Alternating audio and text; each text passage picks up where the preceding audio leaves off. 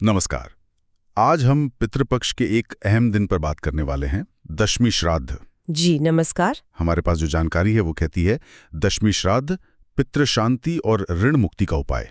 तो आज हम इसी को थोड़ा गहराई से समझेंगे। हाँ, कि ये सिर्फ एक रस्म है या वाकई इसका हमारी जिंदगी से कोई गहरा नाता है। बिल्कुल। तो चलिए शुरू करते हैं। सबसे पहले ये दशमी श्राद्ध है क्या? मतलब नाम से तो लग रहा है किसी खास तिथि का श्राद्ध है। हाँ बिल्कुल। पितृपक्ष जो होता है ना, वो 15-16 दिन का समय पूर्वजों को याद करने का। हाँ। उसी में जो 10वां दिन आता है वो दशमी श्राद्ध कहलाता है। ये मुख्य रूप से उन पूर्वजों के लिए है जिनका निधन मतलब देहांत किसी भी महीने की दशमी तिथि को हुआ हो। अच्छा, किसी भी महीने की दशमी, चाहे शुक्ल पक्ष हो या कृष्ण पक्ष। जी हाँ। तिथि महत्वपूर्ण है। जी हाँ। ठीक है। लेकिन ये जो कहा गया पितृ शांति और ऋण मुक्ति का उपाय, ये सुनने में थोड़ा गहरा लगता है। सिर्फ याद करना तो नहीं हुआ फिर ये? नहीं, बिल्कुल नहीं। और यहीं ये बात थोड़ी दिलचस्प हो जाती है। जानकारी के हिसाब से ये सिर्फ एक सालाना रस्म नहीं है। इसे अपनी जड़ों से जुड़ने का, अपने पूर्वजों के लिए सम्मान, कृतज्ञता दिखाने का एक मौका माना गया है। और इससे भी आगे ये एक तरीका है जिससे परिवार की जो एनर्जी है उसे शुद्ध किया जा सकता है। और हाँ, जैसा आपने कहा, पितरों के ऋण से मुक्ति। पितरों का ऋण? ये थोड़ा अजीब सा नहीं लगता? कैसा ऋण? मतलब कोई उधार है जो हमें चुकाना है? देखिए, ऋण शब्द का यहाँ मतलब शायद वो पैसे वाला उधार नहीं है। ये एक तरह का, आप कह सकती हैं, अनदेखा बोझ है। अनदेखा बोझ? हाँ, जैसे पारंपरिक मान्यताएं हैं, शास्त्र कहते हैं कि अगर हमारे पूर्वज किसी इच्छा या असंतुष्टि के साथ गए हों या कोई बोझ लेकर गए हों तो उसका असर कहीं न कहीं आने वाली पीढ़ियों पर पड़ सकता है। अच्छा, किस तरह का असर? वो असर जैसे परिवार में कलह रहना, मानसिक शांति न मिलना या लगातार कोई आर्थिक परेशानी बने रहना, इसी को शायद स्रोत ऋण कह रहा है। ओह, ओके। तो दशमी श्राद्ध जैसी जो क्रियाएं हैं, अगर श्रद्धा से की जाएं तो वो उन अतृप्त आत्माओं को शांति देने का और इस अनदेखे बोझ को कम करने का एक तरीका मानी जाती हैं। ये तो वाकई सोचने वाली बात है। मतलब आप कह रही हैं कि इस दिन कुछ खास करने से न सिर्फ पूर्वजों को शांति मिलेगी, बल्कि हमारी अपनी जिंदगी की मुश्किलें भी कम हो सकती हैं। हाँ, जानकारी तो यही इशारा कर रही है। इसमें कुछ खास क्रियाओं का जिक्र है, जैसे तर्पण करना। तर्पण मतलब जल देना? हाँ, जल देना। फिर मौन व्रत रखना और ब्राह्मणों को भोजन कराना या उनकी सेवा करना।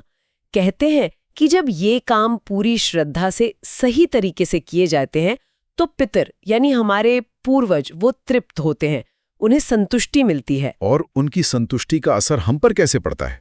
मतलब ये कनेक्शन कैसे काम करता है? ये थोड़ा रहस्यमय सा है। हाँ, स्रोत इसके पीछे की पूरी साइंस या ऊर्जा का विज्ञान तो नहीं बताता, लेकिन जो इशारा है वो ये है कि इससे एक तरह की पॉजिटिव एनर्जी का फ्लो बनता है। अच्छा। जब पूर्वज शांत और तृप्त होते हैं तो माना जाता है कि वो अपने वंशजों को आशीर्वाद देते हैं। और शायद यही आशीर्वाद है जो परिवार में कलह कम करता है, मानसिक शांति लाता है और वो रुकावटें दूर करता है जिन्हें ऋण कहा गया। आप इसे एक तरह का कॉस्मिक बैलेंस या आध्यात्मिक लेन देन समझ सकते हैं, जैसा इस तरह की मान्यताओं में होता है अक्सर। परिवार एक यूनिट है ना। हाँ, बिल्कुल। तो एक सदस्य की शांति या अशांति दूसरों को प्रभावित करती ही है, चाहे वो जीवित हो या नहीं। तो मतलब ये हुआ कि ये सिर्फ गुजरे हुए लोगों के लिए नहीं, हमारे अपने आज के लिए भी उतना ही महत्वपूर्ण है। परिवार में एकता, शांति, यहाँ तक कि आर्थिक स्थिति, इन सब पर असर पड़ सकता है। जी हाँ, बिल्कुल।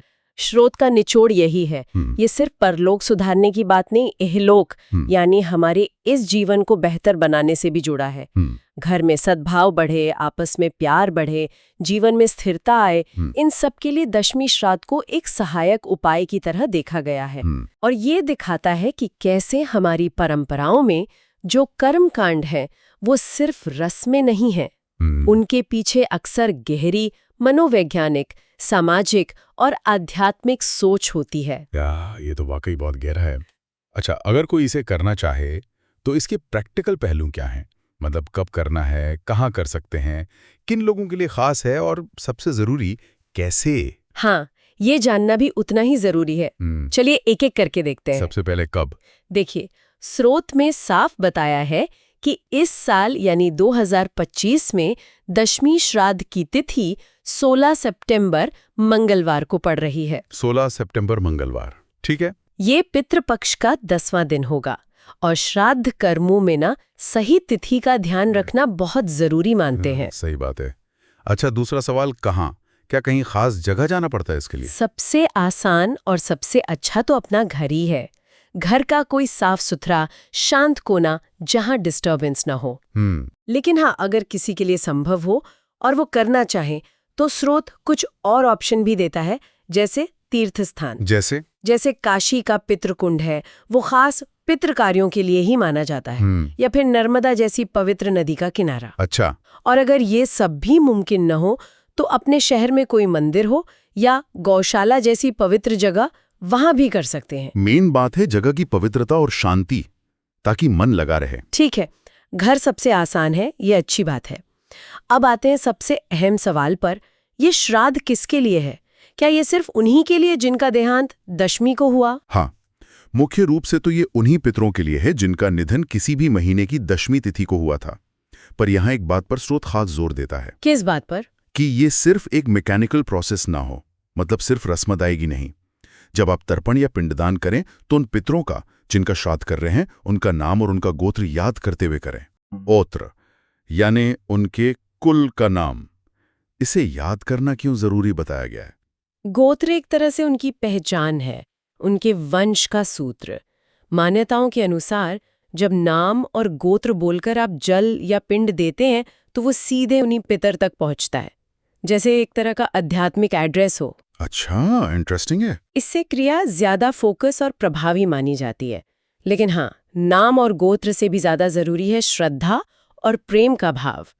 स्रोत कहता है कि ये जो भावनात्मक जुड़ाव है ना, वही श्राद्ध की आत्मा है। बिना भावना के तो ये सिर्फ एक खाली क्रिया है। समझ गया, भावना सबसे जरूरी है।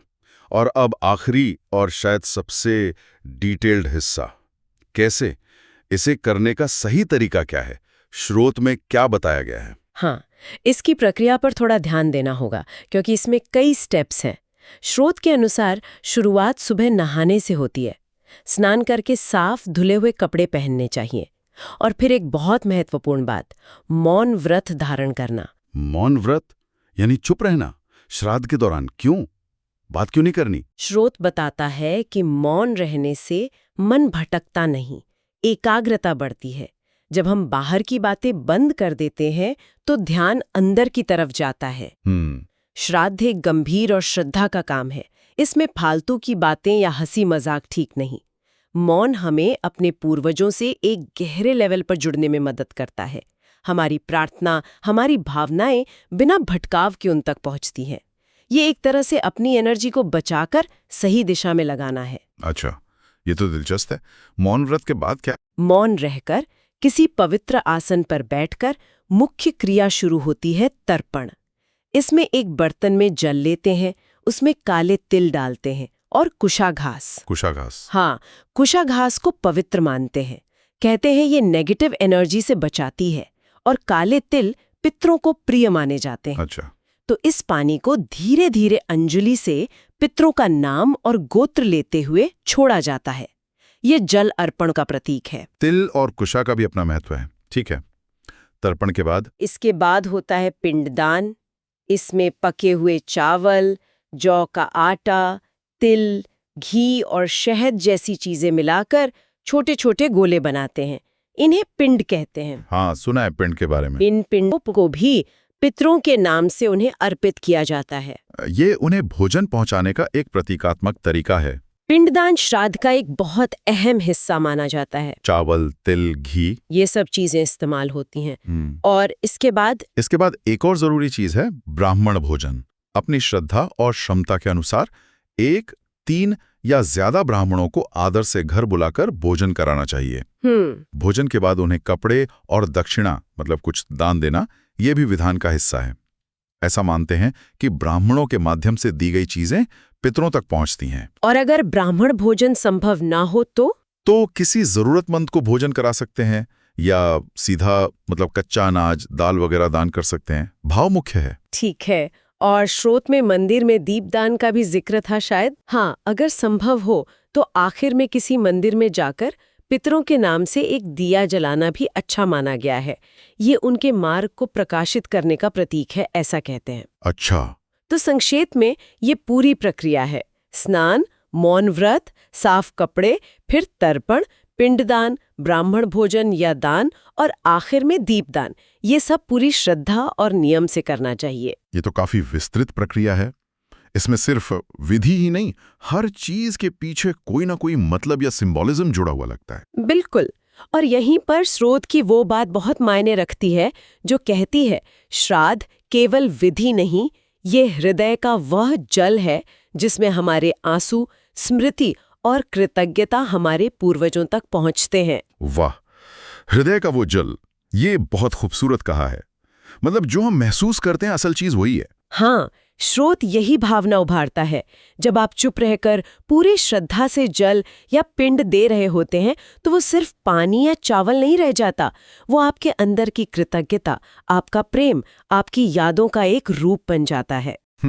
आपकी भावनाएं उस क्रिया के जरिए बहती हैं। ये बाहर की क्रिया और अंदर के भाव का संगम है।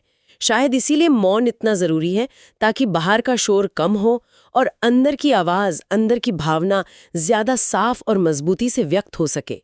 ये सिर्फ एक परंपरा नहीं, ये गहरा भावनात्मक और आध्यात्मिक अनुभव बन सकता है अगर इसे सही मायने में किया जाए। तो अगर हम पूरी बात को समेटें तो दशमी श्राद्ध सिर्फ एक दिन की पूजा या रस्म भर नहीं है। स्रोत के हिसाब से देखा जाए तो ये अपने पूर्वजों को शांति पहुंचाना है, उनके प्रति अपने जो अनदेखे ऋण हैं उनसे मुक्त होने, और सबसे बढ़कर अपने मौजूदा परिवार में शांति, सद्भाव और एकता लाने का एक गहरा तरीका है। बिल्कुल। ये हमें हमारी जड़ों से जोड़ता है, उनके योगदान को याद दिलाता है और उनके लिए आभार जताने का एक मौका देता है। एकदम सही कहा आपने। ये हमें याद दिलाता है कि हम अकेले नहीं हैं, हम एक लगातार बहती धारा का हिस्सा है। हमारा आज हमारे कल से जुड़ा है और हमारे कर्मों का असर सिर्फ हम तक नहीं रहता। और ये सब सोचते हुए एक बात मेरे मन में फिर से आ रही है, जिसका आपने जिक्र किया था पहले भी, वो है मौन व्रत। हाँ, स्रोत में इसका खास जिक्र है, प्रक्रिया का हिस्सा तो है ही, पर इस पर थोड़ा और सोचना चाहिए शायद। हाँ, ये वाकई सोचने लायक बिंदु है। इस दिन, इस खास काम के दौरान चुप रहने का गहरा मतलब क्या हो सकता है? क्या ये सिर्फ बाहरी शोर से बचना है, या इसका कोई और गहरा आध्यात्मिक पहलू भी है? क्या मौन हमें अपने अंदर झांकने का, आत्मचिंतन करने का मौका देता है? या शायद ये हमें अपने पूर्वजों के साथ एक ऐसे लेवल पर जोड़ता है जहां शब्दों की जरूरत ही नहीं पड़ती, जहां सिर्फ भावनाएं और ऊर्जा बात करती हैं? क्या पता। क्या मौन हमें उन सूक्ष्म स्पंदनों, उन वाइब्रेशंस के प्रति ज्यादा सेंसिटिव बनाता है जिन्हें हम रोजमर्रा के शोर में सुन ही नहीं पाते? ये एक ऐसा सवाल है जिस पर शायद हर कोई अपने अनुभव और अपनी समझ के हिसाब से सोच सकता है। निश्चित रूप से यह गहरा विचार है। चलिए इस महत्वपूर्ण चर्चा को स्रोत में दिए गए एक सुंदर मंत्र के साथ समाप्त करते हैं। ये दशमी श्राद्ध की पूरी भावना को अपने में समेट लेता है। जी। ओम पितृभ्य नमः। दशमी तिथि के पितर प्रसन्न हो, हम सबको ऋणमुक्त, शांत और सद्भावपूर्ण जीवन का आशीर्वाद दें। हर हर महादेव। हर हर Mahadev. Become part of our family today. Subscribe to Varanasi Divine Services and connect with the energy